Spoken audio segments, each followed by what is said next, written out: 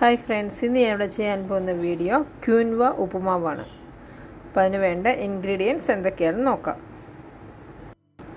ക്യൂൻവ വേവിച്ചത് 1 കപ്പ്, സബോള ഒരെണ്ണം ചെറുതായിട്ട് അരിഞ്ഞത്,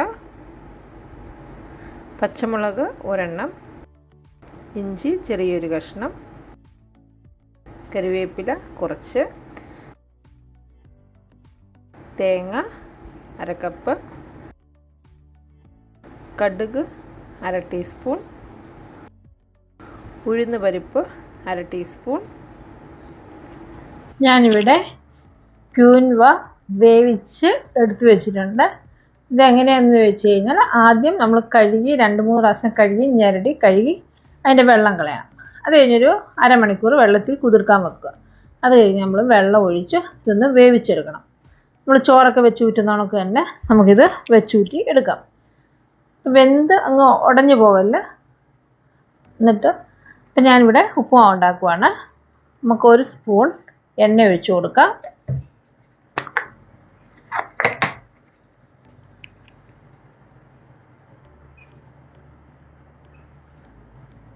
ഒരു സ്പൂൺ എണ്ണ ഒഴിച്ചു.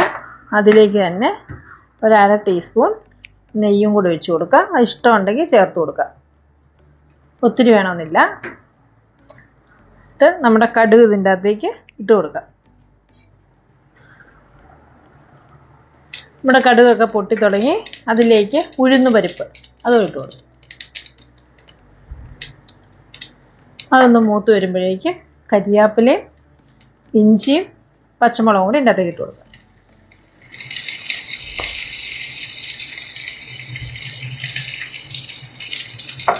അടുത്തതായിട്ട് വേണ്ടത് 1 സബോള ചെറുതായിട്ട് അരിഞ്ഞത്, അത് ഇട്ട് കൊടുക്കും.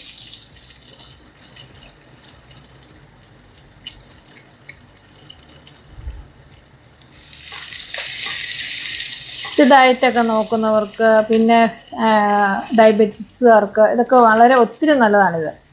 ഇതിൻ്റെ ഫ്രൈഡ് റൈസ് ഞാൻ ഓൾറെഡി ഇത് അപ്ലോഡ് ചെയ്തിട്ടുണ്ട്.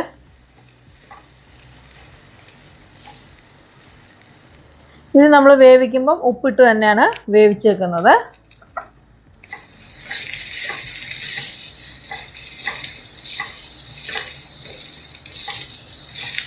നമുക്ക് വേവിച്ച് ഫ്രീസറിൽ വെക്കാം. നമുക്ക് വേണ്ടപ്പോൾ എടുത്ത് തണുപ്പ് മാറിക്കഴിഞ്ഞിട്ട് ഇതുപോലെ തന്നെ ഉപ്പുമാവ് ഉണ്ടാക്കാം. നമ്മളിപ്പം കൂടുതൽ വേവിച്ച് വെച്ചാലും കുഴപ്പമൊന്നുമില്ല. ഇനി നമുക്കിതിലേക്ക് തേങ്ങ ഇട്ട് കൊടുക്കാം. തേങ്ങ ഇഷ്ടമില്ലെങ്കിൽ തേങ്ങ ചേർക്കണ്ട. ഞാനിവിടെ കുറച്ച് തേങ്ങ കൂടെ ചേർത്ത് കൊടുക്കും. നമുക്കൊന്ന് ഇളക്കി കൊടുക്കാം.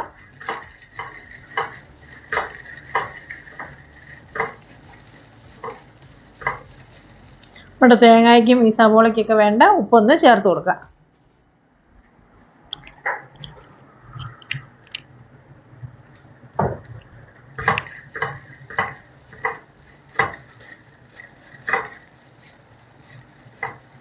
ഇനി നമ്മൾ വേവിച്ച് വെച്ചിരിക്കുന്ന ക്യൂൻവ ഇതിൻ്റെ അകത്തേക്ക് ഇട്ട് കൊടുക്കാം.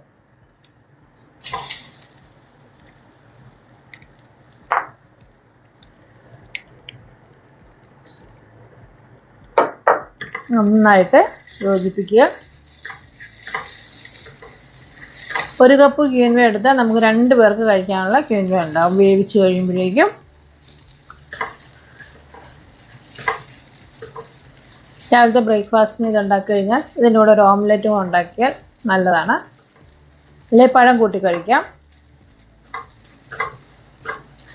ഒന്നുമില്ലെങ്കിൽ വെറുതെ കഴിക്കാനും നല്ല ടേസ്റ്റാണിത് ഇങ്ങനെ ഉണ്ടാക്കി കഴിയുമ്പോഴേക്കും.